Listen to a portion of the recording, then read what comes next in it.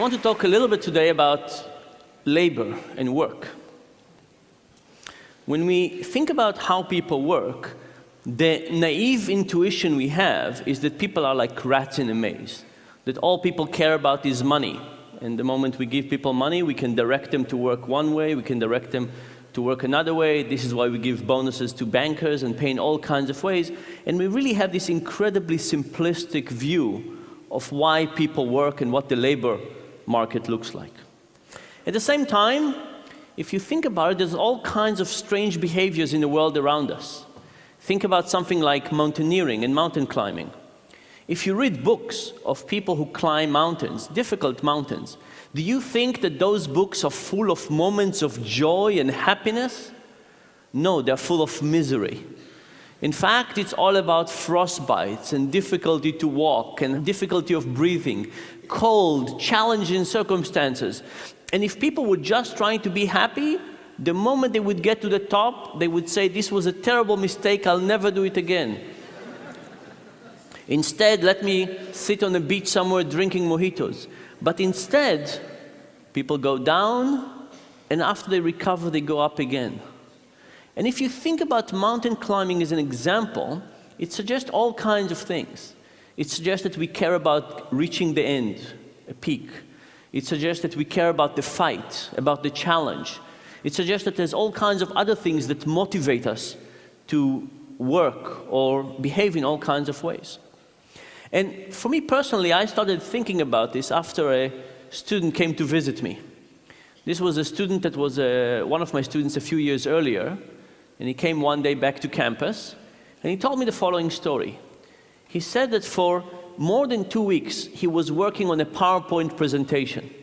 He was working in a big bank, and this was in preparation for a merger and acquisition. And he was working very hard on this presentation, graphs, tables, information. He stayed late at night every day.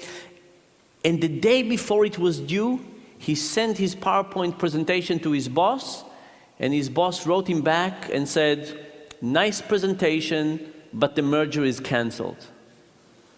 And the guy was deeply depressed. Now, at the moment when he was working, he was actually quite happy. Every night he was enjoying his work, he was staying late, he was perfecting this PowerPoint presentation. But knowing that nobody would ever watch that made him quite depressed. So I started thinking about how do we experiment with this idea of the fruits of our labor. And to start with, we created a little experiment in which we gave people Legos, and we asked them to build Legos. And for some people, we gave them a Lego and we said, "Hey, would you like to build this Bionicle for $3? We'll pay you $3 for it." And people said yes, and they built this Lego. And when they finished, we took it, we put it under the table, and we said, "Would you like to build another one? This time for $270. If they said yes, we gave them another one, and when they finished, we asked them, "Do you want to build another one for $240, $210, and so on, until at some point people said, "No more. It's not worth it for me." This was what we called the meaningful condition. People build one Bionicle after another.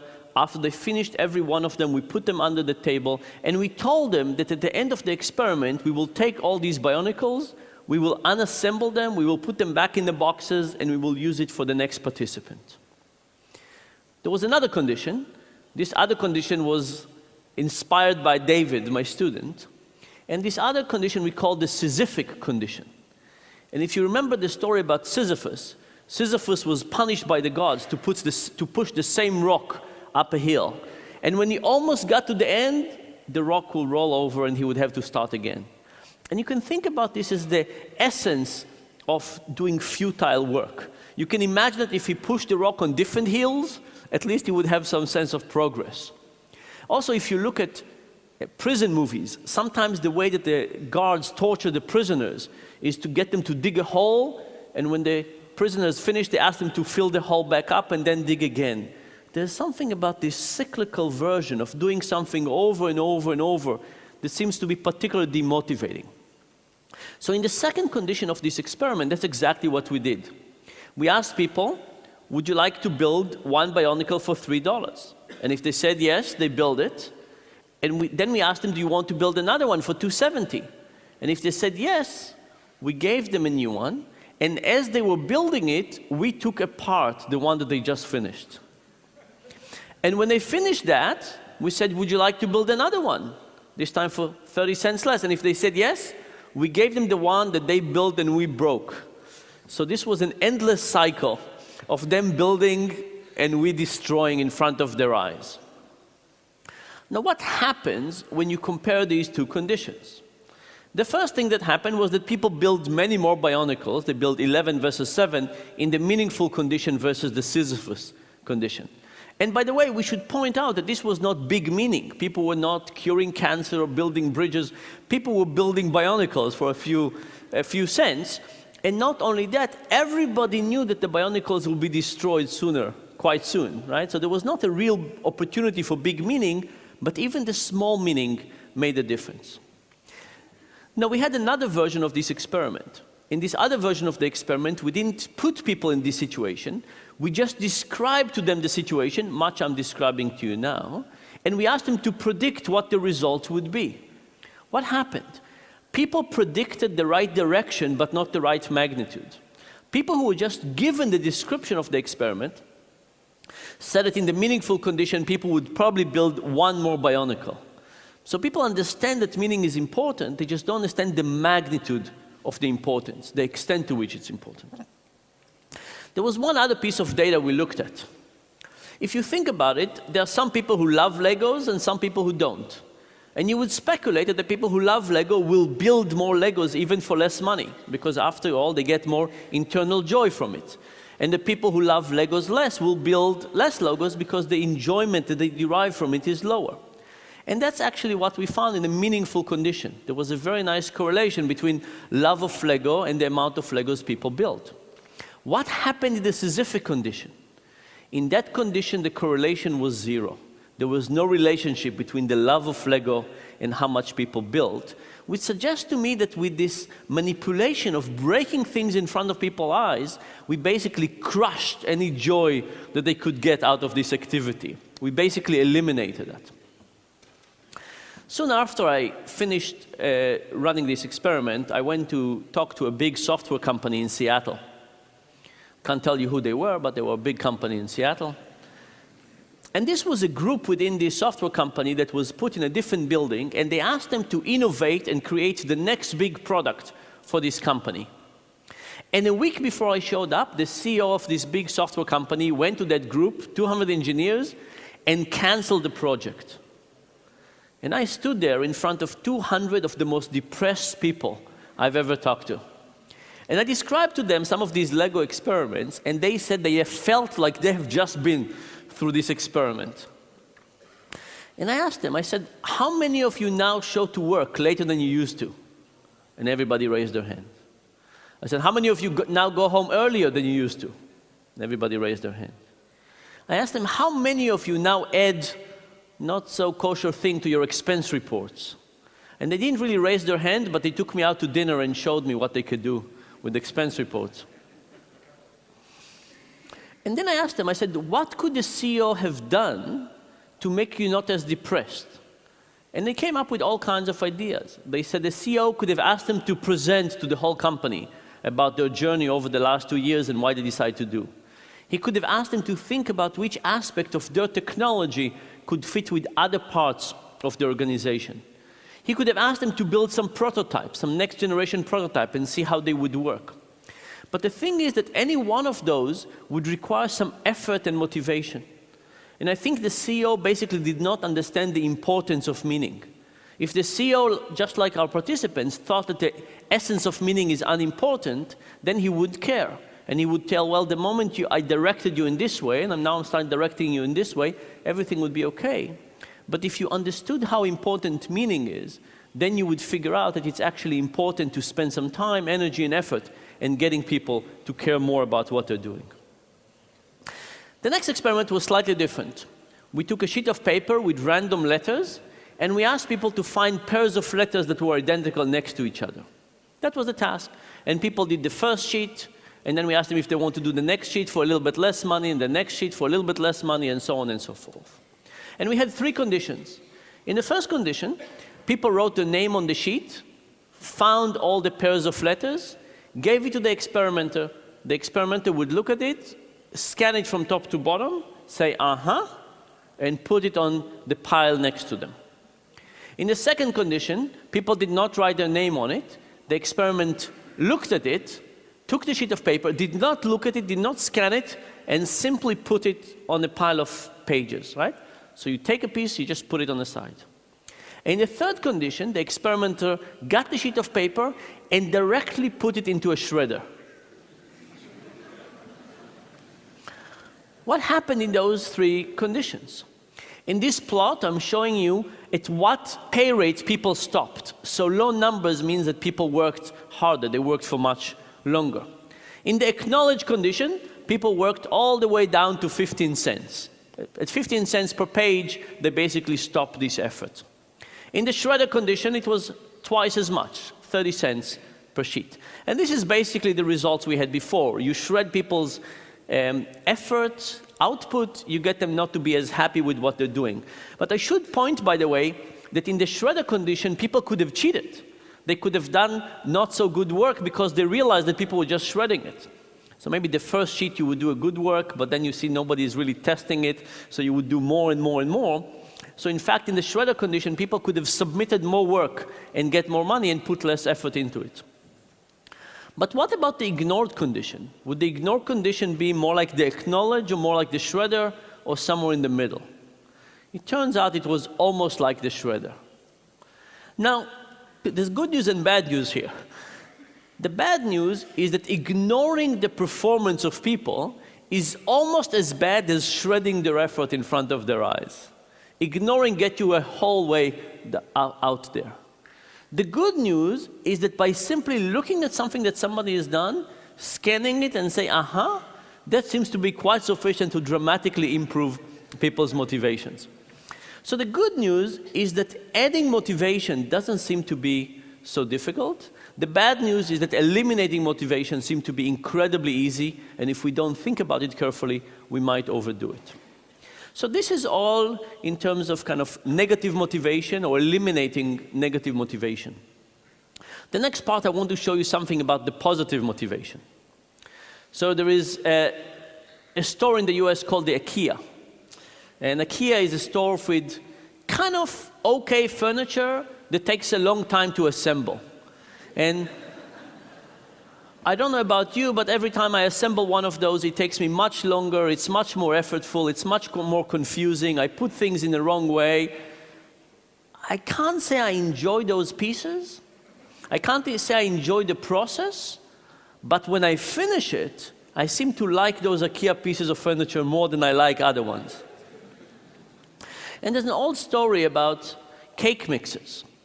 So when they started cake mixers in the 40s, they would take this powder and they would put it in a box and they would ask housewives to basically pour it in, stir some water in it, mix it, put it in the oven, and voila, you had cake.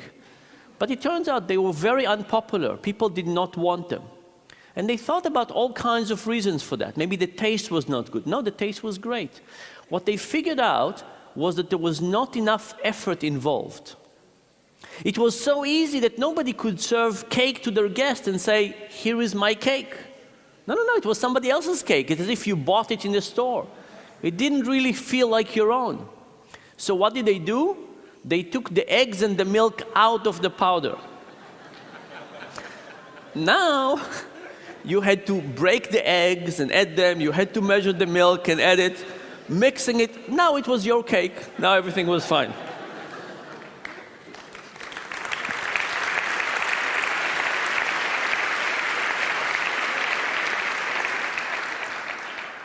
Now, I think a little bit like the IKEA effect, by getting people to work harder, they actually got them to love what they're doing to a higher degree. So how do we look at this question experimentally? We asked people to build some origami.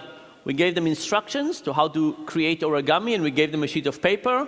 And these were all novices, and they built something that was really quite ugly. Nothing like a frog or a crane. But then we told them, we said, look, this origami really belongs to us. You worked for us, but I'll tell you what, we'll sell it to you. How much do you want to pay for it? And we measured how much they were willing to pay for it.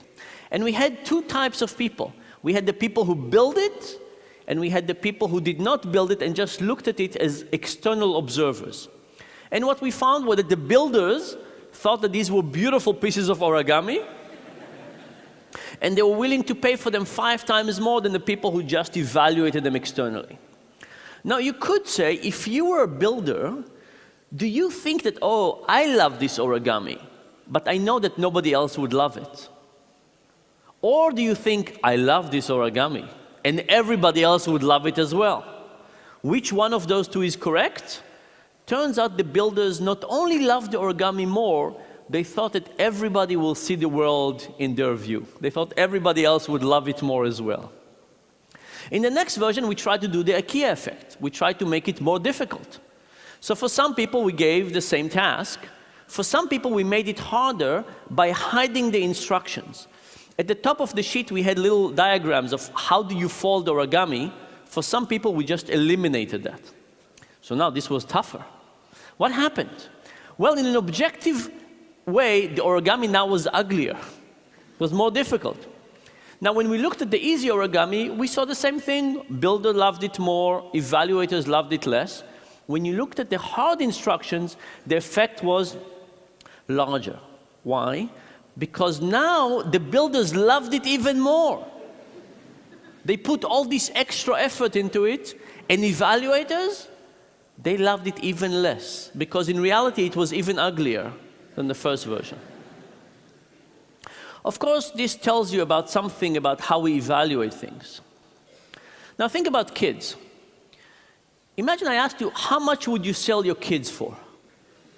Right? Your memories and association and so on. Most people would say for a lot of money. On good days.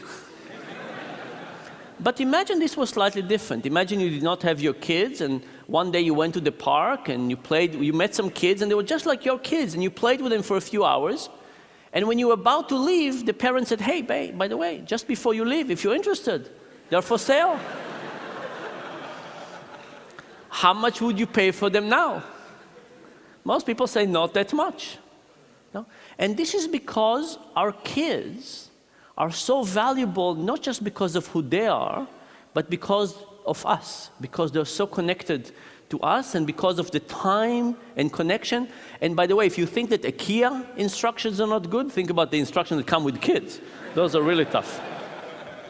By the way, these are my kids, which of course are wonderful and so on, which comes to tell you one more thing, which is much like our builders, when they look at the creature of their creation, we don't see that other people don't see things our way. Let me say one last comment. If you think about Adam Smith versus Karl Marx, Adam Smith had a very important notion of efficiency. He gave an example of a pin factory. He said pins have 12 different steps. And if one person does all 12 steps, production is very low. But if you get one person to do step 1 and one person to do step 2 and step 3 and so on, production can increase tremendously. And indeed, this is a great example and the reason for the Industrial Revolution and the efficiency. Karl Marx, on the other hand, said that the alienation of labor is incredibly important, and how people think about the connection to what they're doing. And if you make all 12 steps, you care about the pin. But if you make one step every time, maybe you don't care as much. And I think that in the Industrial Revolution, Adam Smith was more correct than Karl Marx. But the reality that we've switched, and now we're in the knowledge economy. And you can ask yourself, what happens in the knowledge economy? Is efficiency still more important than meaning? I think the answer is no. I think that as we move to situations in which people have to decide on their own about how much effort, attention, caring, how connected they feel to it, are they thinking about labor on their way to work and in the shower and so on, all of a sudden, Mark has more things to say to us. So when we think about labor, we usually think about motivation and payment as the same thing. But the reality is that we should probably add all kinds of things to it, meaning, creation, challenges, ownership, identity, pride, etc. And the good news is that if we added all of those components and thought about them, how do we create our own meaning, pride, motivation, and how do we do it in our workplace and for the employees, I think we could get people to both be more productive and happier. And thank you very much.